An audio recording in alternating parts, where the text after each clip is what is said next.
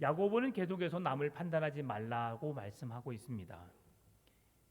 왜냐하면 형제를 판단하고 비방하는 것은 하나님의 말씀을 그리고 하나님을 비방하고 판단하는 것이 되기 때문입니다. 그래서 마태복음 7장 1절 2절에서 이렇게 말씀합니다. 비판을 받지 아니하려거든 비판하지 말라. 너희가 비판하는 그 비판으로 너희가 비판을 받을 것이요 너희가 헤아리는 그 헤아림으로 너희가 헤아림을 받을 것이니라. 주일에도 말씀드렸지만 콩 심은 데 콩 나고 팥 심은 데 팥 납니다. 왜 사람들이 나를 미워할까? 왜 나를 그렇게 이런저런 일들로 내 말을 할까?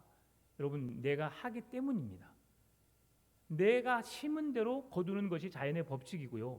내가 행한 대로 열매를 맺는 것이 또 우리가 살아가는 인생의 법칙인 것입니다. 따라서 오늘 하나님은 우리에게 비판하지 말라, 판단하지 말라라고 계속해서 경고하는 것이죠. 왜 그렇습니까? 우리가 비판하는 그 비판의 말로, 험담하는 그 험담의 말로 우리가 비판을 받고 험담을 받기 때문인 것이죠. 그래서 하나님은 야고보서를 통해서 오직 우리에게 주의 사랑으로 서로 종노릇하라고 말씀하시는데요. 갈라디아서 5장 13절에서 말씀해 줍니다.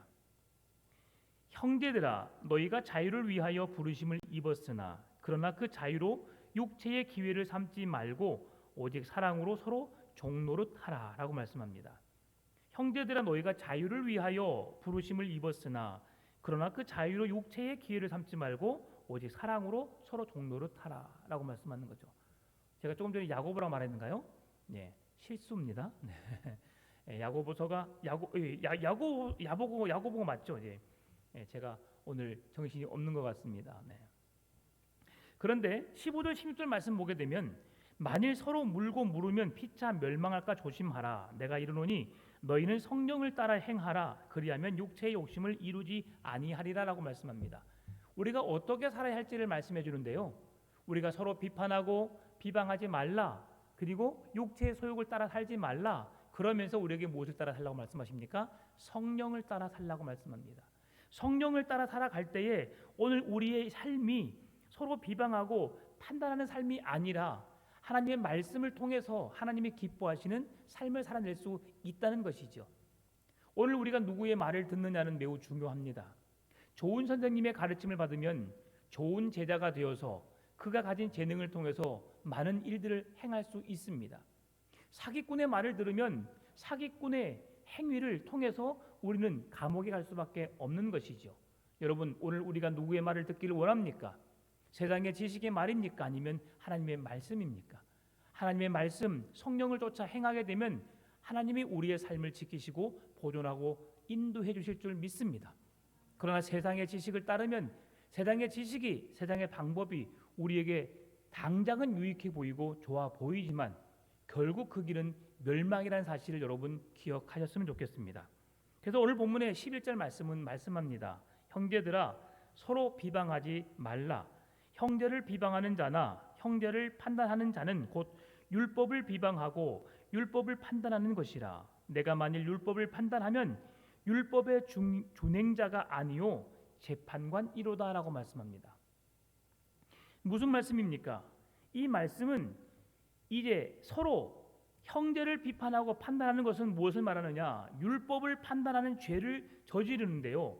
이 율법을 판단하는 것이 무슨 말씀이냐면 우리 스스로가 재판관이 될 수 없는데 여기서 말하는 재판관은 하나님을 말씀해주고 있습니다. 그런데 사람이 하나님의 자리에 서 있기를 원하는 것을 말씀해주고 있는 겁니다. 오늘 11절 말씀을 살펴보게 되면 여기에서 형제들아라고 하는 말씀을 야고보가 부드럽게 사용하면서 그들을 향해서 권면하고 있습니다. 형제는 무엇입니까? 그리스도 안에서 한 형제요 자매요, 이것은 가족 공동체를 말하는 겁니다. 모든 형제 자매, 그런데 11절에서 형제란 말을 3번 언급하고 있습니다. 그만큼 형제라는 말이 그냥 형제요 형제요 형제요 입술에 침도 안 바르고 거짓을 말하듯이 말하는 것이 아니라 마음을 다해서 내가 아버지, 어머니, 형님, 누님이라고 부르는 가족 공동체를 부르는 것처럼 형제라고 마음을 다해 부르는 것을 말씀해주고 있습니다.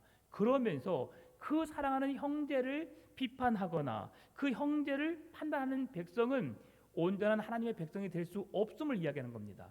그러면서 여기에서 서로라고 하는 단어가 이어지고 있습니다. 이것은 무슨 말씀입니까?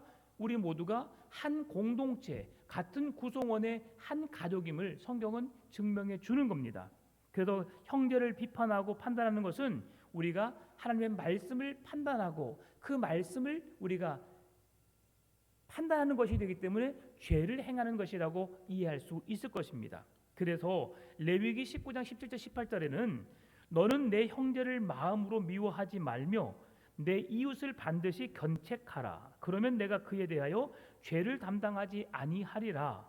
원수를 갚지 말며 동포를 원망하지 말며 내 이웃 사랑하기를 내 자신과 같이 사랑하라. 나는 여호와이니라라고 말씀합니다. 비판하고 판단할 일이 우리가 얼마나 많습니까?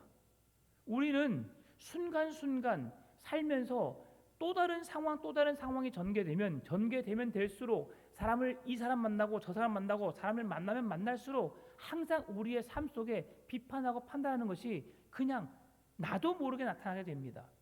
그래서 예수님도 말씀하십니다. 마태복음 22장 37절 40절에서 예수께서 이르시되 내 마음을 다하고 목숨을 다하고 뜻을 다하여 주 너의 하나님을 사랑하라 하셨으니 이것이 크고 첫째 되는 계명이요 둘째도 그와 같으니 내 이웃을 내 자신과 같이 사랑하라 하셨으니 이 두 계명이 온 율법과 선지자의 강령이니라. 무슨 말씀입니까? 우리가 같은 형제요 자매요 같은 믿음의 공동체를 이루는 우리 모두는 서로 비판하고 판단할 대상이 아니라 사랑해야 할 대상임을 말씀해 주는 겁니다. 하나님을 사랑함 같이 내 이웃을 누구처럼 내 몸처럼 사랑하라는 것이죠. 내가 아프고 힘들면 만사가 귀찮습니다. 아무리 사랑하는 남편이 사랑하는 아내가 힘들어 아파라고 해도 그 말이 결코 큰 위로가 되지 않습니다. 왜냐하면 내가 죽게 생겼거든요. 어떨 때 그 말이 용기가 됩니까? 힘이 납니까? 이제 약을 먹었든 아니면 어떻게 해서 회복이 되는 가운데 건강을 찾아가면 그때서야 그 말이 귀에 들어오는 겁니다. 내가 아파 죽겠을 때는 모든 것이 귀찮습니다. 아무리 사랑하는 사람이 내게 말한다 할지라도 그것이 위로가 되지 않아요. 고통스러우니까.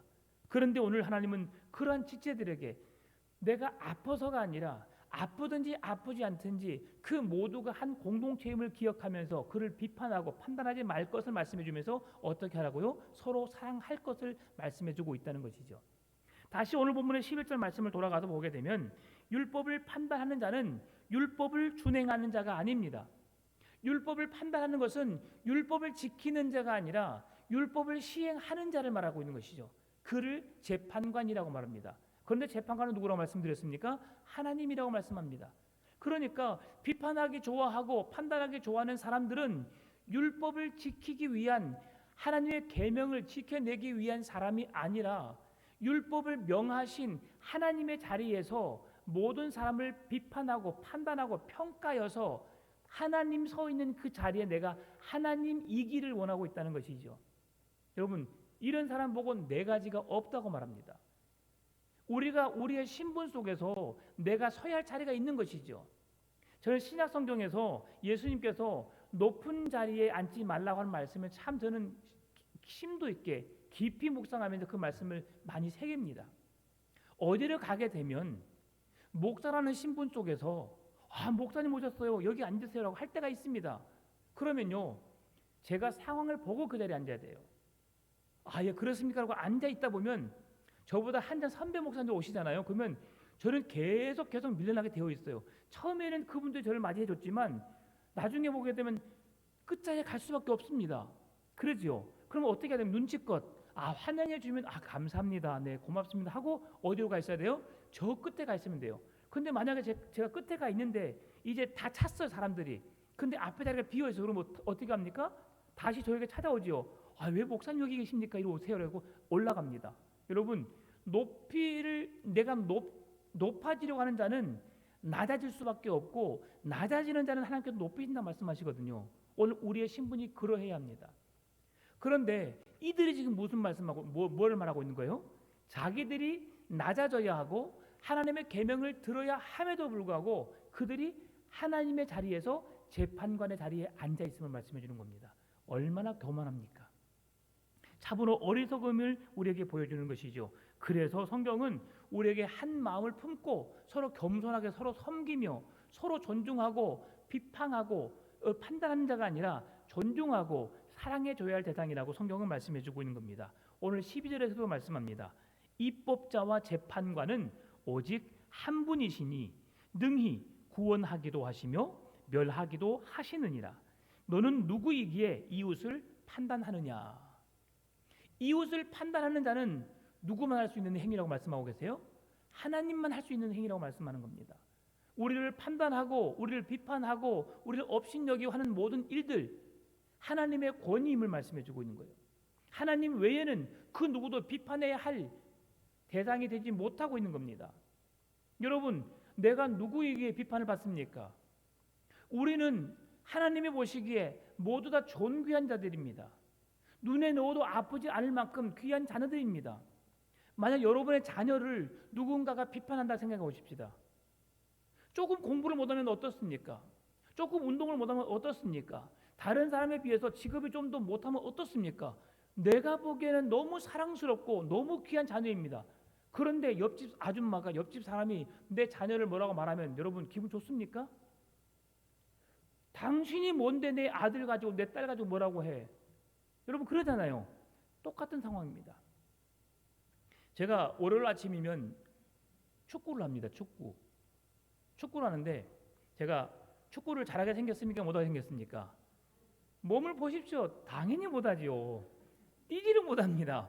그냥 제 몸이 크기 때문에 운동장에 꽉 차 있습니다. 네, 그러니까 이제 그거 하나로 가 서 있는 거죠. 이제 왜냐하면 제가 건강을 유지하기 위해서 서 있는 거예요. 집에 있으면 그냥 쉬고 자고 하니까 그냥 나가서 아침 7시에 나가거든요. 그래서 7시부터 10시까지 운동을 하니까 그냥 서 있기만 해도 땀이 나잖아요. 그러니까 운동하려고 나갑니다. 그런데요, 저는 이제 그 축구를 하는 사람 중에서 선배 쪽에 속해요. 그래서 저한테 누가 뭘 말 못해요. 제가 뭐 수비를 하든 골키퍼를 하든 공격을 하든 제가 공이 막 어디로 가든 사방으로 제가 아무데나 공 차든 아무도 저에게 말하는 사람이 없습니다. 근데 후배들은 공을 차서 실수하잖아요. 그러면 누가 말해요? 선배들이 말해요. 근데 어떤 한 친구가 딱 하나 있습니다. 이름은 거론할 수 없지만 그 친구는 동네 북이에요. 동네 북. 제가 봤을 때는 열심히 합니다. 최선을 다합니다. 그런데 꼭 중요한 시기에 그 친구가 실수를 해요. 그 참 운이 없는 친구죠. 근데 그 친구가 자기도 기분 좋게 운동하러 왔는데 꼭 소리를 듣고 가요. 근데 그 친구는 성격이 너무 좋아서 다 그냥 수도분하게 다 털어버리더라고요. 그래서 제가 이번 주에 한마디 했어요. 야, 참 사들 너무하다. 그분도 목사님이신데 목사님도 이곳에 운동이 좋아서 나왔고 사람과 관계하기 위해서 나왔고 그렇게 잘할 수도 있고 못할 수도 있는데 왜 늘 매 주일마다 그분은 다른 동료 목사님 선배 후배 다 그냥 소리를 들어요. 아, 마음 아프겠다. 그랬더니 마음이 진짜 아픈가 보더라고요. 그래도 이제 그 책임 맡은 임원이기 때문에 꾸준히 나오는데 근데 성격이 좋은 거죠. 저 같았으면 화가 나서 축구를 안 나갑니다. 아, 내가 왜 당신들에게 소리를 들으면서 여기 나와야 돼? 그러잖아요, 여러분. 그런 생각 안 드십니까? 이런 생각 들으셔야 됩니다. 여러분, 내 스스로가 얼마나 귀한 존재인데요. 예? 다른 사람이 나를 뭐라 보든 간에 여러분은 귀한 존재입니다.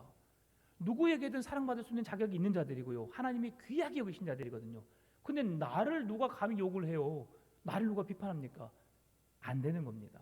여러분, 비판받지 마십시오. 네, 그러기 위해서 우리가 잘 살아야 되는 거죠. 네, 우리가 다른 사람에게 누를 끼치지 않기 위해서 우리가 잘 살아야 되고 또한 우리 스스로가 비판하고 판단하지 않아야 되는 것입니다. 그래서 오늘 이어지는 13절 17절에서는 인생을 자기 계획대로 살려는 사람을 책망하고 있는 겁니다. 우리는 하나님의 거룩한 백성입니다. 하나님의 말씀을 따라 살아야 하는 사람들인데 오늘 하나님이 그들을 책망하는 이유가 있습니다. 뭐 때문에요? 내 계획대로, 내 생각대로, 내 방법대로, 내 이익을 추구하기 위한 방법으로 살아가기 때문에 그렇습니다. 그래서 오늘 구체적으로 사업을 통해서 오늘 그들을 사업하는 사람들을 비판하고 있는데요. 사업이 잘못됐다는 건 절대 아닙니다. 사업하는 사람을 오늘 비판하는 것이 아닙니다. 그 기준을 명확하게 아셔야 돼요. 오늘 13절 말씀입니다. 들으라, 너희 중에 말하기를 오늘이나 내일이나 우리가 어떤 도시에 가서 거기서 1년을 머물며 장사하여 이익을 보리라 하는 자들아라고 말합니다. 이들이 누구예요? 장사하는 사람입니다. 사업을 하는 사람입니다. 그런데 이들의 목적이 뭐냐면 온전히 자기의 이익을 취하기 위한 목적으로 일하는 것을 보게 됩니다. 이것이 안 돼 있는 거예요. 우리 교회에 정먼천이라는 집사님이 계세요. 네, 이제 어떤 대표 이사로 일을 하고 계시는데요. 그 대표 회장님이 이제 어디에 호텔과 리조트를 건설하려고 하는데 자꾸 스에게 가신대요. 그래서 본인이 신실하니까 이건 아니다. 그는 죽은 신을 믿는 자고 살아있는 하나님께 이런 걸 좀 구하고 더 좋은 멋진 이름들이 있으면 좋겠다는 마음으로 저에게 기도를 요청했어요. 근데 그런 믿음이 저는 너무 아름답다고 봅니다. 여러분, 이 세상에 스들은 1000만이 안 돼. 우리나라에 그 믿는 사람들은 한 400만 500만밖에 안 됩니다. 근데 우리 기독교인들은 1000만이죠. 1000만. 그러면 그 이름을 걸어 놓으십시오. 만약에 스라고 해놓으면 그 찾는 사람 기독교인들은 안 갑니다. 그런데 기라고 써놓으면 누가 가요? 많은 기독교인들 찾는다는 것이죠. 머리가 좋으십니다. 그러니까 사장님이 회장님 오시고 괜찮습니다. 한번 해보십시다라고 하셨다 하더라고요.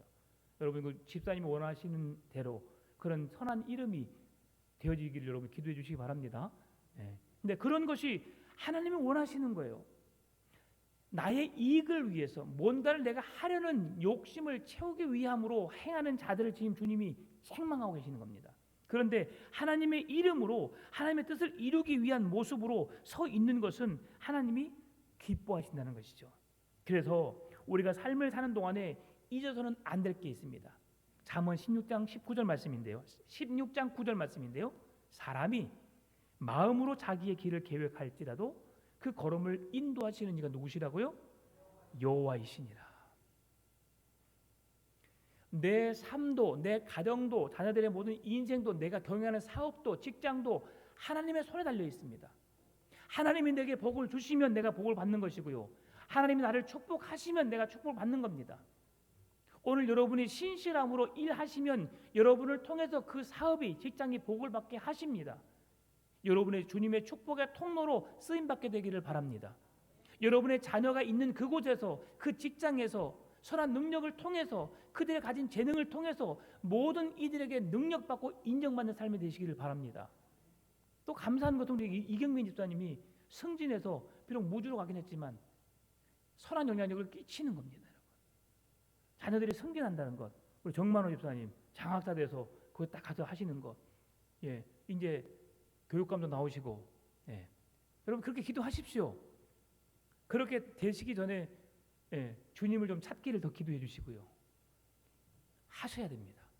믿는 자들이 하게 되면요. 만약에 우리 정만호 집사님이 교육감 되시잖아요. 광주 교육감 되시잖아요. 그럼 어떻게 될까요? 그 밑에 있는 교육을 담당하고 있는 대부분 사람들이 다 교회로 나올 거예요. 그게 영향력이거든요. 그렇게 되기를 여러분 힘써 기도해 주시기 바랍니다. 우리 풍암전원교회가 앞으로 계속 해야 될 일이 있어요. 우리의 자녀들의 세대에 믿음을 잃어버린 일이 생기지 않도록, 지금 믿는 우리 자녀들이 교회로 향하도록, 우리 교회에 지금 좋은 바람이 불고 있습니다. 3대까지 4대까지 하나님을 향해 함께 믿음의 가정을 이루면서 신앙생활하는 멋진 모습 보이고 있잖아요. 주위에 있는 우리 믿지 않는 믿음의 자녀로 태어나서 신앙을 잠깐 멀리하고 있는 자녀들 주님께로 인도하십시오. 그래서 그 구원의 은혜 속에 살도록 여러분 적극 힘써 주시기 바랍니다. 그러면 우리 교회는 다음 세대는 희망이 있는 거예요. 그러면 그렇게 모이는 자리에 외부에서도 그러한 모임이 있는 교회에 찾아오게 되어 있습니다. 여러분 소문난 잔치집에 먹을 것이 없습니까? 있습니까? 있습니다. 왜 소문이 났어요? 맛집 왜 소문이 났겠어요? 맛있으니까 소문이 난 겁니다. 제가 알지 못하다가 제가 한번 맛집 우연히 가다 보니까 사람들이 많이 있는 거예요. 어떤 사람과 이야기하다 보니까 그 어떤 목사님이 거기를 자주 가신대요. 맛집인 거예요. 그래서 제 아내하고 함께 먹으려고 가봤어요. 1시간을 기다리랍니다. 그냥 나왔습니다. 나오기 참 잘했어요. 생각보다 음식이 엄청 비싸더라고요. 예, 좀 맛있는 음식 몰랐더니 1인분에 3만 원이랍니다. 예, 그래서 이제 다음에 기필코 한번 가서 먹어보려고 하지만 얼마나 맛있길래 맛집인지. 네, 저 산속에 들어있어요. 그런데도 맛집은 찾아갑니다. 그러죠. 오늘 우리가 예수 믿는 자로서 예수 그리스도의 향기를 발할 수 있는 교회가 되기를 바랍니다. 풍암 전원교회, 그러면 도심 속에 있는 전원교회지만 주위에는 모든 사람들이 전원이 나와서 하나님을 예배하는 교회, 주님을 뜨겁게 사랑하는 교회, 은혜가 풍성한 교회, 믿는 자의 수가 더해지는 교회, 지금 이 시대에 정말 찾아보기 힘든 건강한 교회로 소문나는 풍암 전원교회 되기를 바랍니다. 그렇게 교회가 소문이 나야 되는 거예요. 여러분, 지금부터는 교회에 대한 부정적인 시각 다 버리십시오. 우리 교회 막 이러지 마십시오. 우리 교회 얼마나 좋은데 한번 와봐. 진짜 좋아. 앞에서 있는 목사님부터 풍채가 다 너무 그냥 자랑하십시오. 거짓말을 말하는 게 아니라 진실을 말하면서 성도들이 너무 따뜻하고 온화해. 정말 그러면 어떻게 돼요? 우리가 따뜻해야 되는 거예요. 그래서 우리가 책임질 수 있는 말과 행동을 통해서 교회를 아름답게 변화해 가시게요. 그래서 좋아하는 교회, 행복한 교회, 기쁨이 넘치는 교회, 감사가 넘치는 교회, 사랑이 넘치는 교회가 되어되지 않겠습니까? 내가 만들어야 합니다. 네가 하는 것이 아니라 내가 바꾸면 되는 거예요. 그런 교회 되기를 바랍니다. 그러면서 주님이 말씀하십니다. 오늘 14절에서 내일 일을 너희가 알지 못하는도다. 너희 생명이 무엇이냐? 너희는 잠깐 보이다가 없어지는 안개니라. 우리의 계획이 오늘 내가 내일 계획을 세우지만 내일 하나님이 내일이란 시간을 내게 주시지 않으면 우리는 내일을 만날 수 없어요. 그래서 우리의 생명이 철저하게 하나님에 의해서 움직여진다는 사실, 우리의 생명은 하나님의 것임을, 하나님이 우리에게 내일이라는 시간을 주셔야만이 우리가 내일을 살 수 있음을 말씀해 주는 겁니다.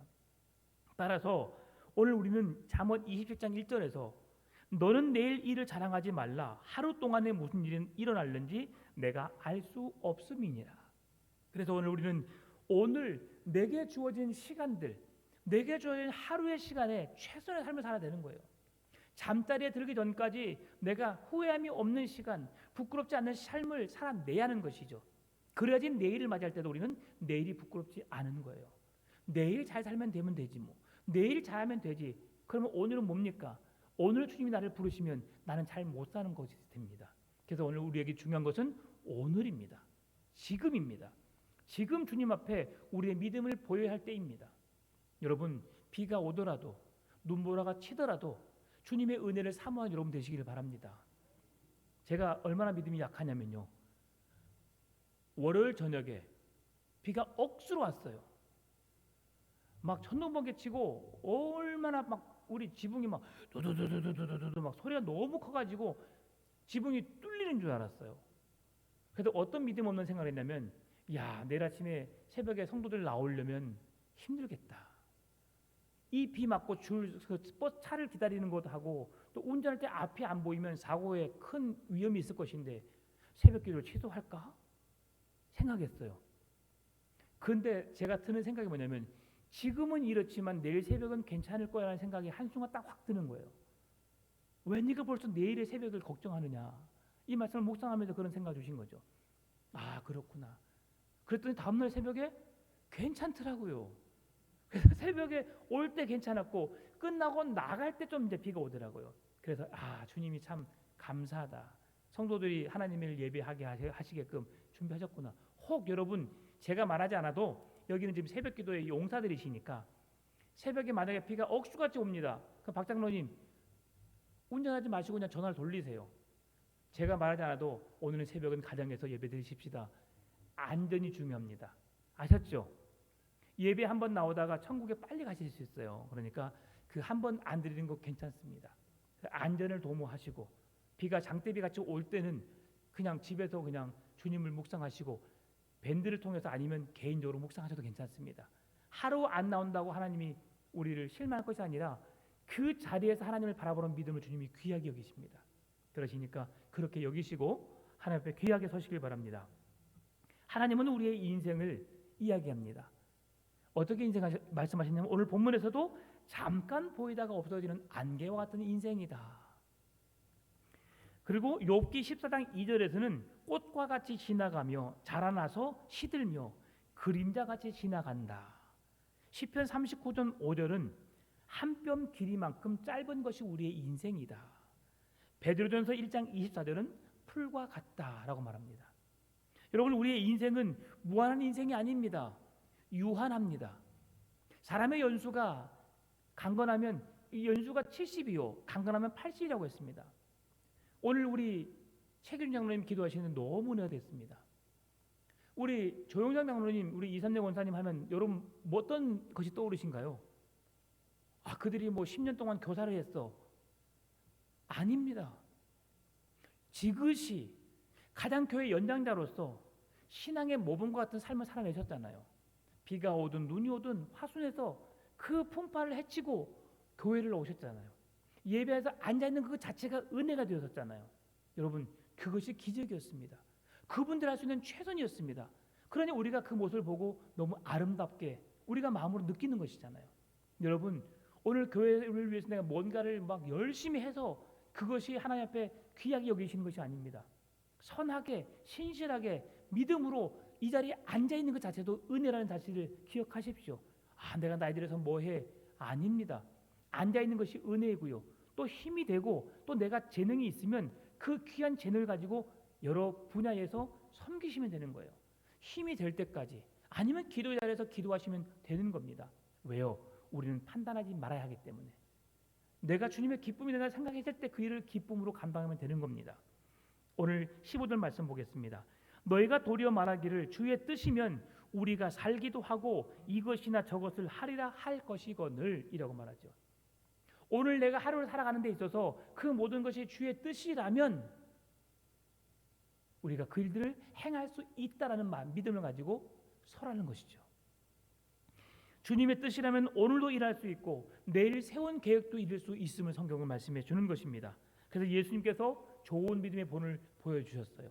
어떤 믿음의 본이시냐? 누가복음 22장 42절 말씀이죠. 이르시되 아버지여 만일 아버지의 뜻이거든 이 잔을 내게서 옮기시옵소서. 그러나 내 원대로 마시옵고 아버지의 원대로 되기를 원하나이다 하시니. 예수님도 사람이셨기 때문에 십자가의 고통이 얼마나 큰 고통이라는 사실을 아셨습니다. 그럼에도 피할 수 없는 길이시기에 그 길을 걸어가신 거잖아요. 예수님이 하나님이시기 때문에 고통을 못 느끼셨을까요? 똑같이 느끼셨습니다. 그 십자가의 고통이 얼마나 큰 고통인지 알기에 예수님은 그 십자가를 지는 것을 피하여서 다른 방법으로 구원할 수 있다면 그 구원의 방법을 허락하시라고 하나님께 기도했던 겁니다. 그러나 나는 이 십자가를 피하고 싶지만 하나님이 이 십자가 외에 다른 길이 없다면 제가 순종하겠습니다. 이것입니다. 하나님의 뜻대로 하옵시고 내 뜻대로 하지 말게 하옵소서. 오늘 우리가 수많은 일들을 행하지만 아까 처음에 앞에 말씀하실 때 사업하는 자를 말했을 때 사업 매우 중요한 겁니다. 우리가 사업을 통해서 많은 이윤을 남기고 많은 복을 끼치고 사업을 통해서 주위에 있는 사람들에게 좋은 일들을 행해야 합니다. 그런데 무엇이 문제라고요? 하나님이 사업의 주인이 되셔야 됩니다. 하나님이 내 삶의 주인이 되셔야 합니다. 그래서 하나님의 뜻을 따라 믿음으로 그 순종함으로 하나님의 선한 영향력을 끼칠 수 있는 삶을 살아내야 하는 것이죠. 여러분, 이것이 중요합니다. 이름을 말할 때에 그 사람 그냥 그렇고 그런 사람이야. 여러분, 그런 소리 듣기를 원합니까? 아니죠. 그런 사람, 그 사람은 자기의 뭐라도 더해서 주고 싶은 사람이지 정말 그분 좋은 사람이야. 이런 소리 들으면 참 잘 산 사람입니다. 여러분도 그렇게 우리 교회에서 누구 알아? 말도 꺼내지 마. 나 말하기 싫어. 만약에 그런다면 여러분 어떨까요? 누군가가 그 교회 누구 다녀? 몰라. 그러면 이건 잘 못 산 겁니다. 어떻게 알아? 왜? 그냥 뭐 이렇게 알게 됐는데 그래? 야, 그분 우리 교회 아주 큰 기둥이야. 없어서는 안 될 뿐이고 신실하게 하나님을 잘 믿는 사람이야. 그것도 들어보고 이야기하셔야 됩니다. 먼저 묻는 사람에게 왜 그러는데, 무슨 일 때문에 그러는데 라고 물어봐야 돼요.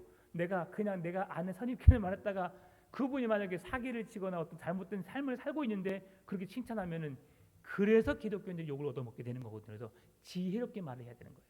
네. 그래서 지혜롭게 하시고 누구에게 말을 하든 간에 우리가 그런 소리 듣지 않기를 그렇게 잘 살아야 되는 것이죠. 예. 누구 말하면 우리 교회에 인물들이 있었습니다. 과거에 김 무슨 권사 김 무슨 집사 말하면 그 사람 뭐 했던 사람 딱 있어요. 예. 그렇게 돼서는 안 되는 것이죠. 그죠? 우리 조홍장 장로님처럼 눈이 오나 비가 오나 먼 길을 마다하지 않고 예배 자리에 사모하여서 주님 부르시는 그날까지 예배 자리에 지켰던 사람. 예. 이게 우리가 들려줘야 할 그 사람들에게 들려줘야 할, 기억되어져야 할 이름이라는 생각을 해봅니다. 그래서 오늘 16절 17절 말씀 보면 이제 너희가 허탄한 자랑을 하니 그러한 자랑은 다 악한 것이라. 그러므로 사람이 선을 행할 줄 알고도 행하지 아니하면 죄니라라고 말씀합니다. 하나님이 우리에게 선을 행할 수 있는 능력을 주셨어요. 그런데도 우리가 행하지 않는 것은 뭐라고요? 죄라는 것이죠. 우리가 주일날 경외함이 없는 것이 뭐라고요? 악이다. 하나님을 믿지 않은 것이 죄라고 말씀드렸습니다. 오늘 여기서도 내가 할 수 있는데 행하지 않는 것은 죄라고 말씀합니다. 여러분, 내가 가진 재능이 있음에도 불구하고 주님을 위해서 헌신하지 않고 주님을 위해서 섬기지 않는 것은 죄입니다. 내가 가진 능력, 내가 가진 재능을 통해서 주님의 기쁨이 되는 삶을 살아내야 하는 것이죠. 힘에 지나도록 그 사명을 감당해내야 되는 것입니다. 그것이 주님 우리에게 주신 사명인 것이죠. 왜 그럴까요? 그 답이 예레미야 9장 23절 24절에서 말씀해 줍니다. 여호와께서 이와 같이 말씀하시되 지혜로운 자는 그 지혜를 자랑하지 말라. 용사는 그의 용명을 자랑하지 말라. 부자는 그의 부함을 자랑하지 말라. 자랑하는 자는 이것으로 자랑할지니 곧 명철과 나를 아는 것과 나 여호와는 사랑과 정의와 공의를 땅에 행하는 자인 줄 깨닫는 것이니라. 나는 이 일을 기뻐하노라. 여호와의 말씀이니라. 나의 자랑을 삼는 것을 기뻐하는 것이 아니라 여호와의 지혜와 명철함과 정의와 공의와 사랑을 행할 수 있는 믿음이 있음을 자랑하라는 것이죠. 주님을 자랑 삼고 주님을 기쁘게 여기고 주님을 사랑하는 믿음으로 온전히 서기를 주님이 원하신다는 것입니다. 말씀을 마무리하면서 우리가 함께 읽었었던 우리가 14절의 말씀을 마지막으로 생각하면서 말씀을 마무리합니다. 내일 일을 너희가 알지 못하는도다. 너희 생명이 무엇이냐? 너희는 잠깐 보이다가 없어지는 안개니라라는 말씀해 주셨는데요. 이 말씀을 통하여서 우리가 오늘 설교 제목입니다. 영원한 것 세 가지. 사람은 살면서 크게 세 가지 물음을 갖습니다. 무엇이 영원한가? 무엇이 의미 있는 삶인가? 무엇이 우리 삶의 새로운가? 늘 이 세 가지의 주제를 가지고 산다고 합니다. 근데 오늘 우리가 14절에서 말씀해 주고 있는 것처럼 오늘 우리의 생명이 무한한 생명이 아니라 유한한 생명임을 말씀해 주면서 오늘 우리의 인생 속에서 하나님이 주신 생명을 어떻게 살아가야 하는 것인가? 하나님이 영원이라는 것을 우리에게 주셨는데 그 영원이 무엇이 영원이 세 가지인가를 살펴보면서 말씀을 마무리합니다. 이 세상에 영원한 것은, 첫 번째로 영원한 것은 무엇일까요? 히브리서 13장 8절 말씀입니다. 예수 그리스도는 어제나 오늘이나 영원토록 동일하시느니라. 영원하신 분 누구세요? 예수 그리스도이십니다. 예수 그리스도는 우리의 죄를 담당하시기 위해서 이 땅에 오신 구원자이십니다. 우리를 한번 사랑하시겠다고 작정하신 그분 하나님은 처음부터 끝까지 영원토록 동일하신 하나님이십니다. 영원을 갖고 계신 분 누구시라고요? 예수 그리스도이시죠.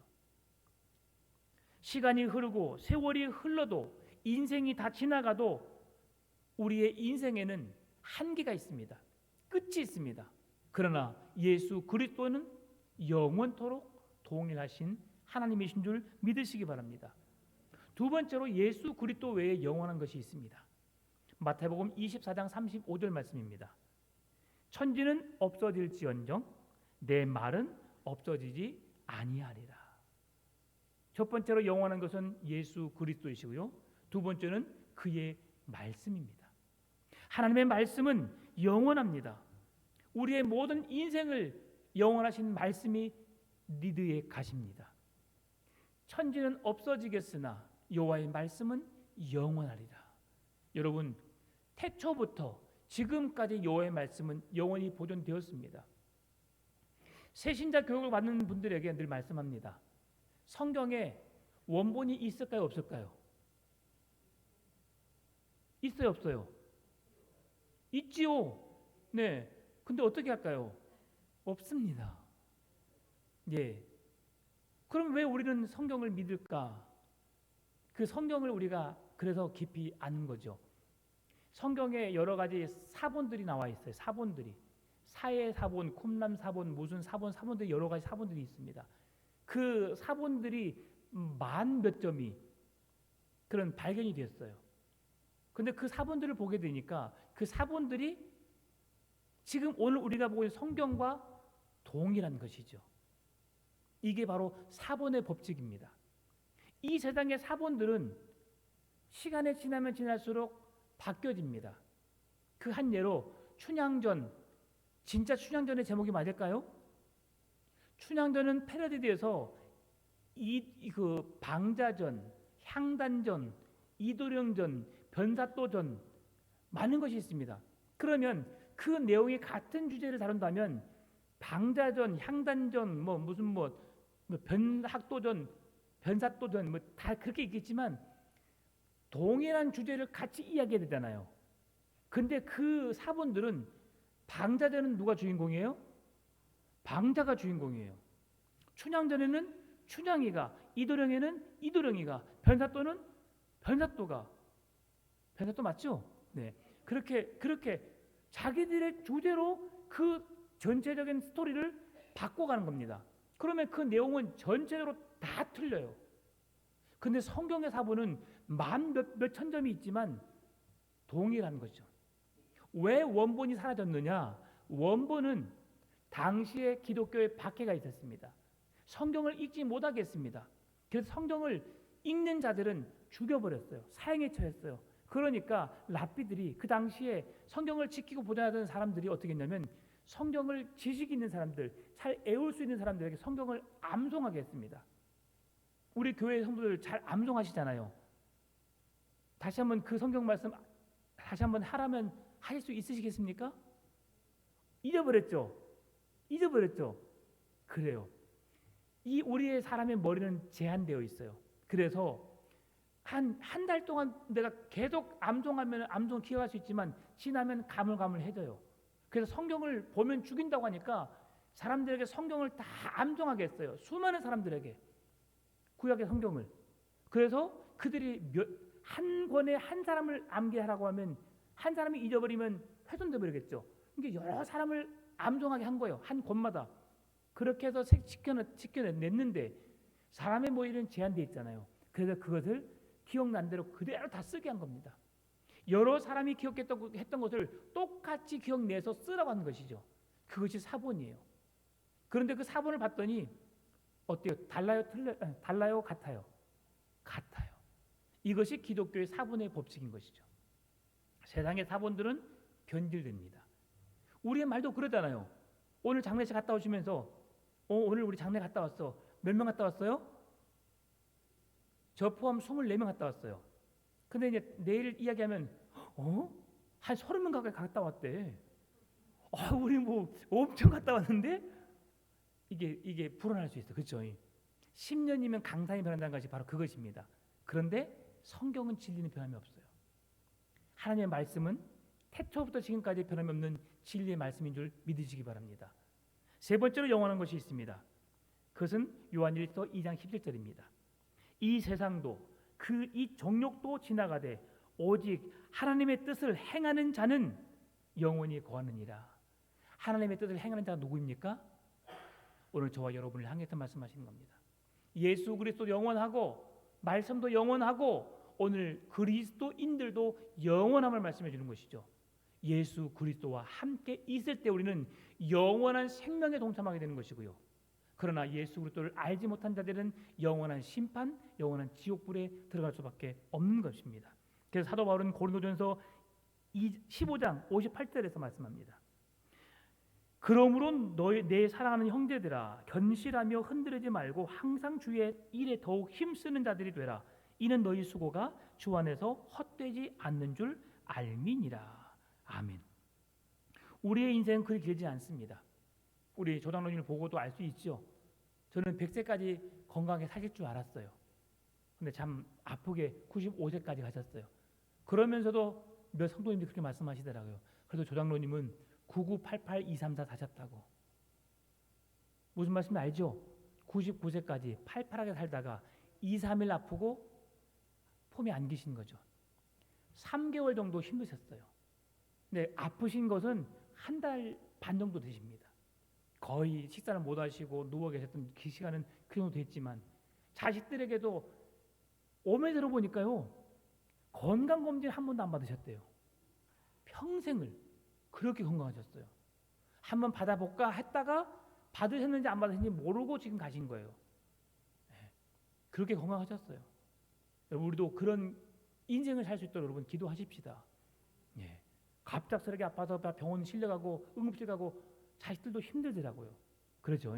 그러니까 건강하게 사셨다가 그냥 저도 늘 기도합니다. 하나님, 제가 언제 갈지 모르지만 꼭 새벽 예배 드리고 아니면 저녁 예배, 주일 예배 드리고 집에 가 잠자다가 아침에 딱 그렇게 자다가 잠을 자고 있는 아내는 놀라겠지만, 그렇죠?